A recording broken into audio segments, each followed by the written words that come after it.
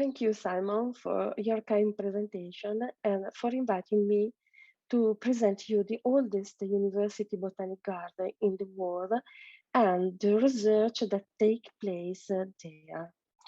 The Botanic Garden was founded in 1545 to meet the wishes of Francesco Bonafede, the teacher of Lectura Simplicium, a sort of present-day pharmaceutical botany at the School of Medicine of the University of Padova.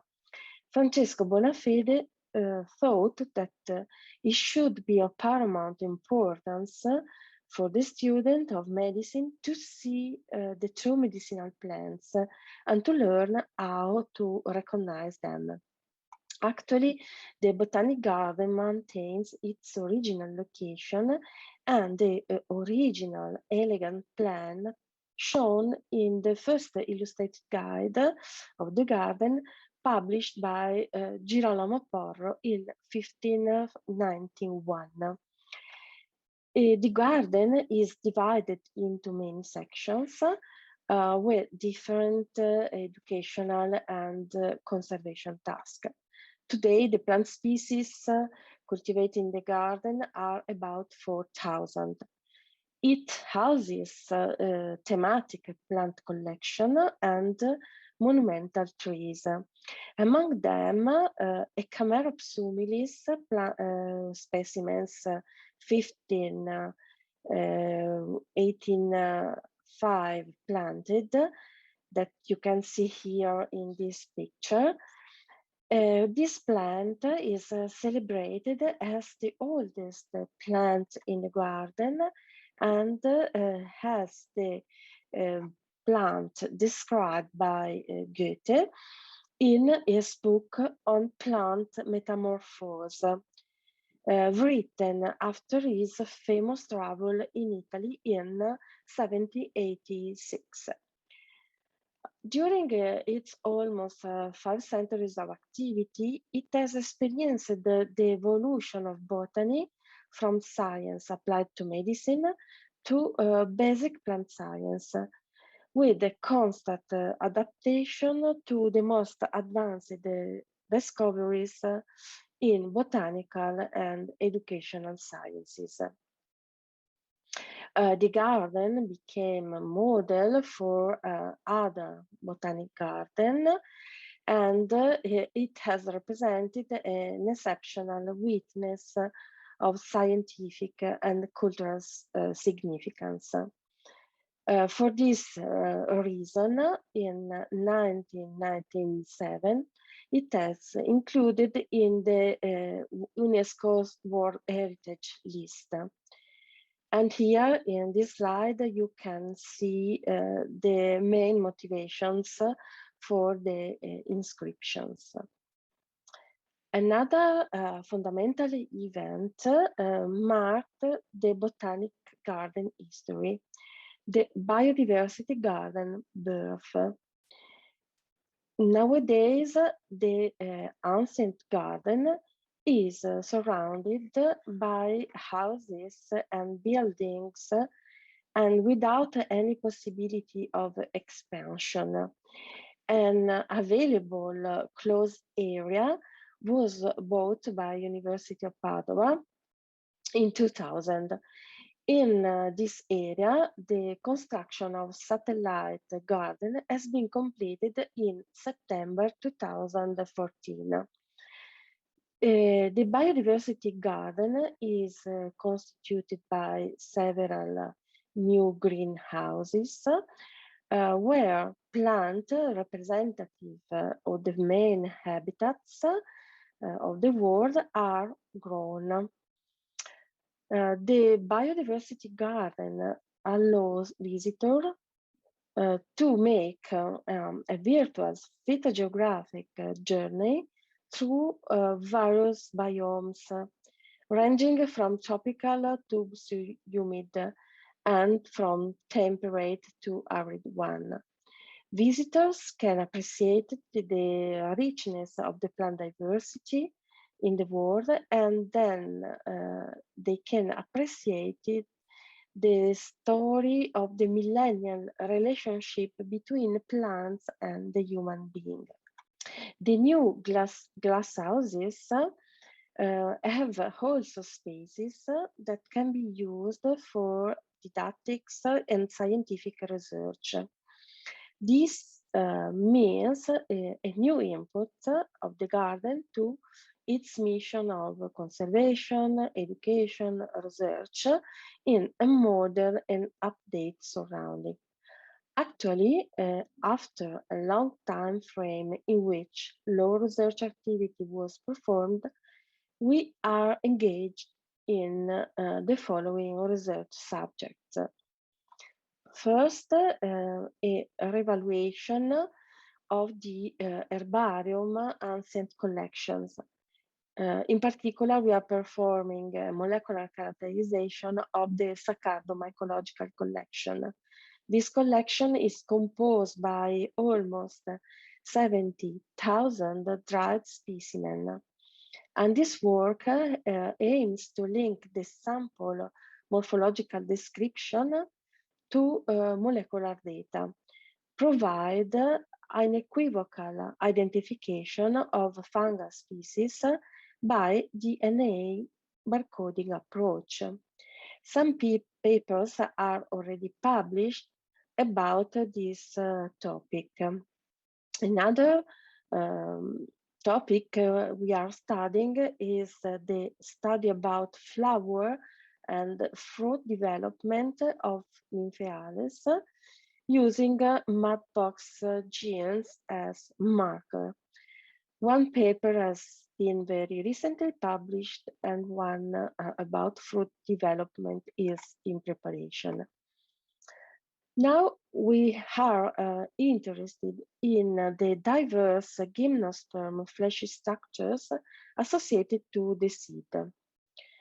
We published this year a review in which we discussed the available evolutionary hypotheses that subtended the processes responsible for the formation of these seed associated structures.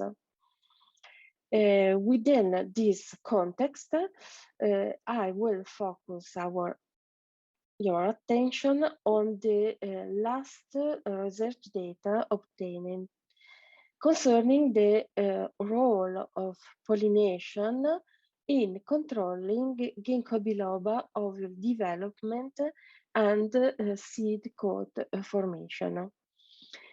In angiosperm, the two seed coats development is triggered by fertilization, while in gymnosperm, the mechanism activating the single seed coat development is quite unknown.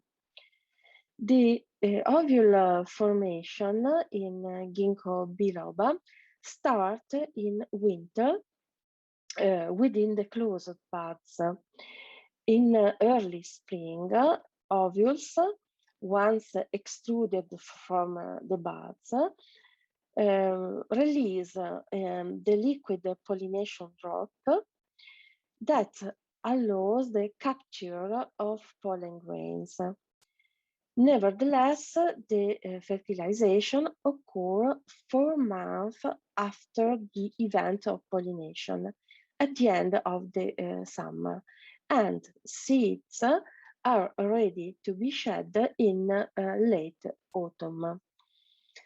Despite the importance of the seed coat, almost nothing is known regarding the molecular aspect of the seed coat formation in gymnosperm.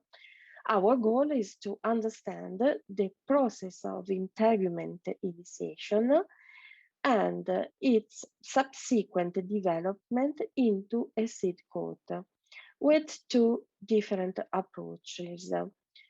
The morphological approach that allows us to identify the ovule developmental stages uniquely to provide an atlas based on appreciable morphological changes and make this atlas available to the scientific community. And the molecular approach that through RNA-seq, QRT-PCR, and in situ hybridization will provide molecular pathways responsible for the ovule integument development in Ginkgo, and identify the processes leading the seed coat formation. We first produced a morphological atlas describing the ovule structures and the developmental timing from initiation here to the fertilization. The description allows us to characterize and precisely describe 13 stages of ovule development, giving origin to this already published table in which all these steps are listed. Starting from the morphological studies, we observe that Ginkgo ovule integument acquires typical characteristics of the seed coat long before the fertilization takes place.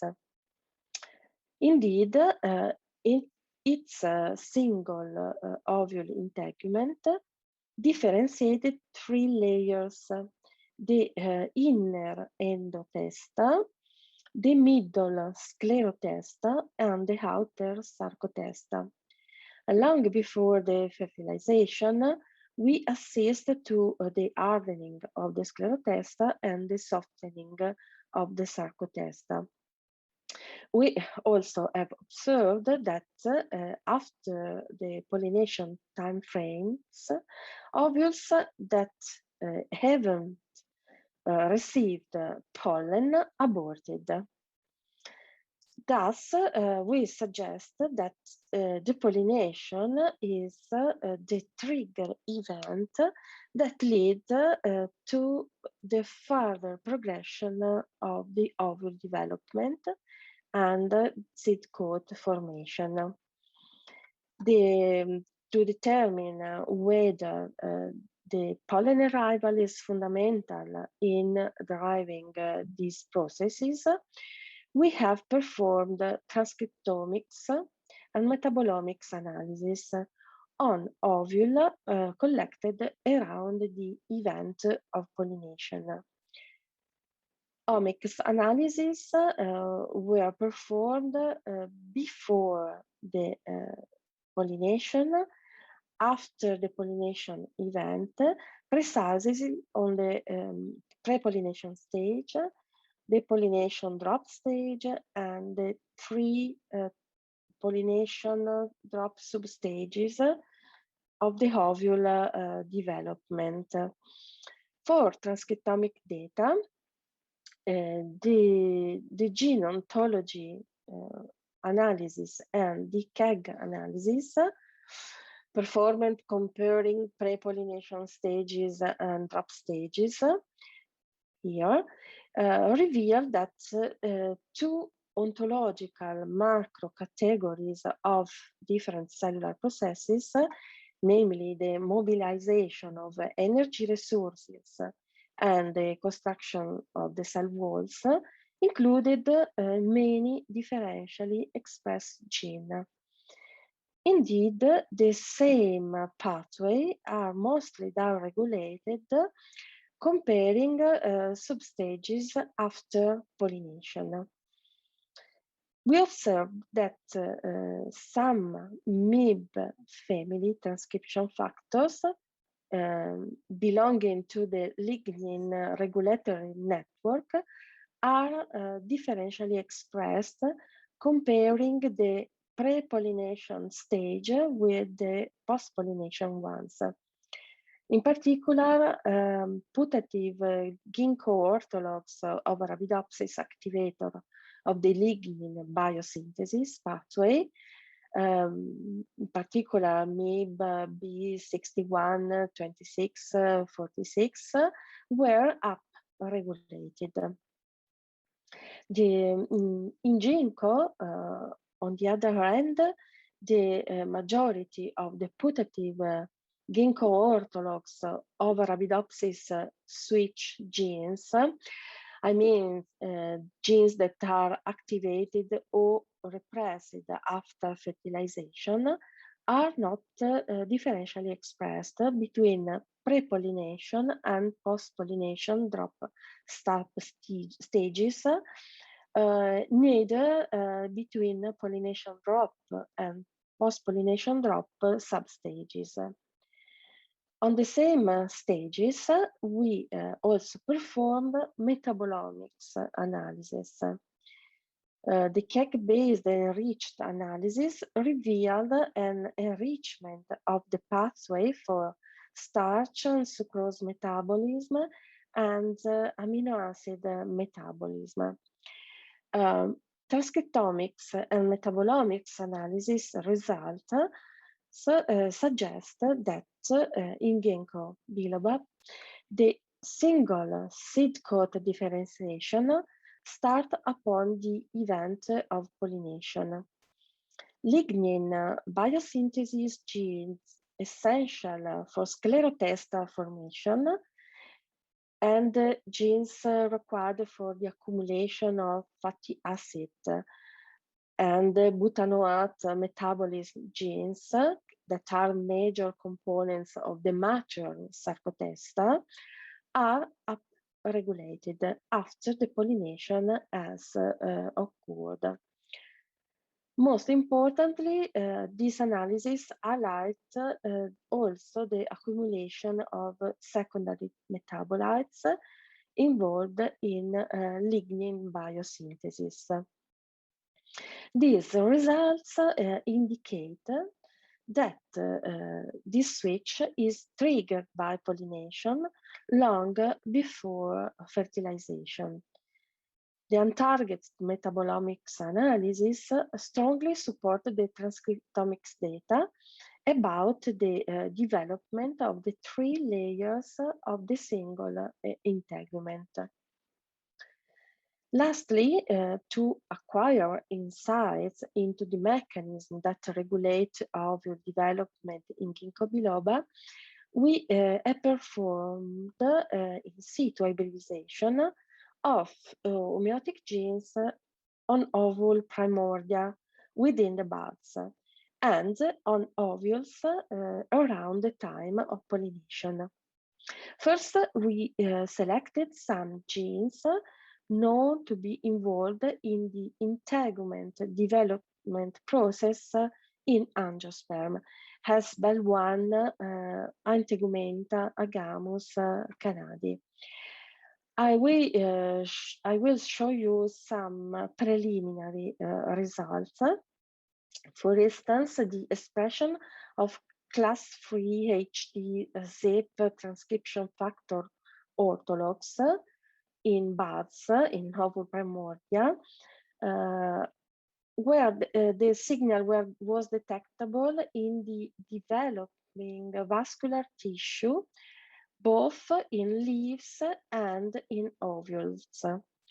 While in ovules around the time of pollination, the signal was detected in the female gametophyte region, with a strong signal coming from the tapetum and a weaker signal at the calasal side of the nucellus.